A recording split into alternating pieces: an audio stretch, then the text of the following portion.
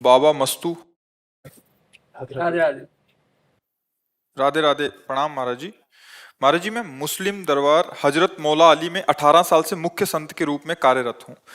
महाराज जी, आपके जुगल जोड़ी के प्रति जो इश्क है, इसके कारण हम भी आपके आशिक हो गए हैं। हम अल्लाह ताला से एक शुक्रिया और दो दुआएं करते हैं कि शुक्रिया ये है कि आप हमारी जिंदगी में आए, और दुआ ये है कि अल्लाह ताला और मौला अली सरकार आपको शफा अता फरमाए। और दूसरी ये है कि हम भारतीयों के जीवन में आप जैसा दिव्य संत एक बार जरूर आवे। महाराज जी, इनका आपके प्रति भाव था। हाँ, नहीं, हम पहले आपको स्वागत करते हैं, धन्यवाद करते हैं कि आप कृपा करके यहाँ पधारे और हमारी बात सुने हैं।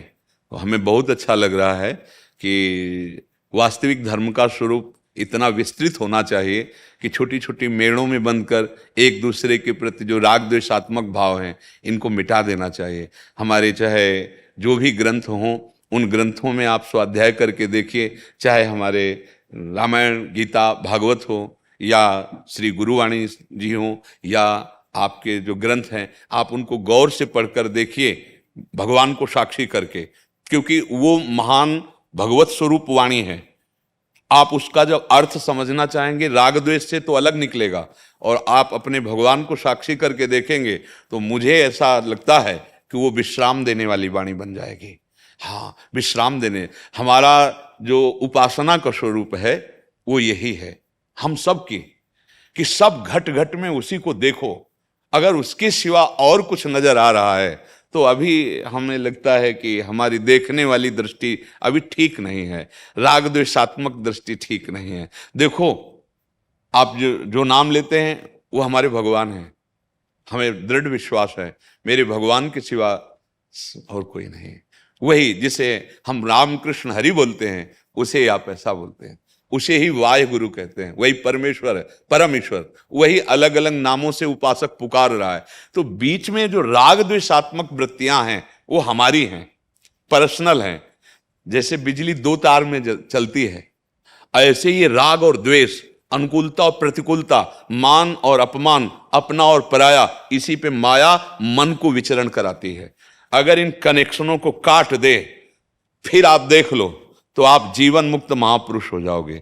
ऐसे महापुरुष हुए हैं जिनकी हम चरण वंदना आज भी करते हैं। कहीं भी हो, किसी भी जगह हो, जब ऊंचाई पर पहुंचते हैं तो सब एक ही नजर आता है, और जब तक बहुत नीची धरा में रहते हैं तो ऊंचा और नीचा समझ में आता है, अपना और पराया समझ में आता है। पहले तो हम मन से आपको प्रणाम करते हैं कि आपने वास्तविक धर्म के स्वरूप को समझा और आप यहाँ तक कृपा करके आए।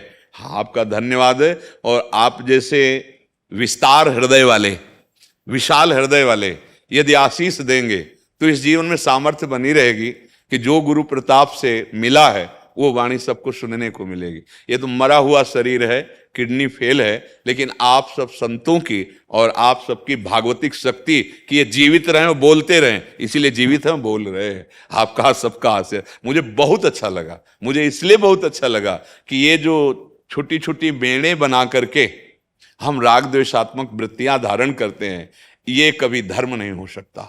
धर्म का बहुत विशाल हृदय होता है। आप देखो, हमारे गुरु ग्रंथ साहब में सब संतों की वाणी है। क्या दिखाया है गुरु ग्रंथ साहब, क्या दर्शा रहे हैं कि हमारा जो स्वरूप है वो सब की वाणियों में विराजमान है। जो सब संतों की वाणियों में विराजमान है वही मैं हूं, दूसरा कोई नहीं हूं।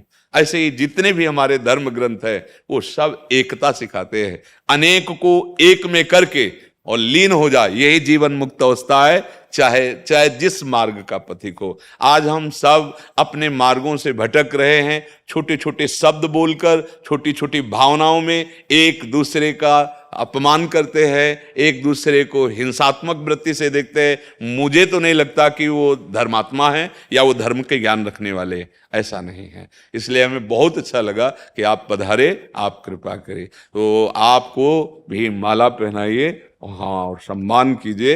हम प्रणाम करते हैं आपको कि आप में इतनी हिम्मत आई कि आप कृपा करके यहाँ तक पधारे। हाँ, बिल्कुल।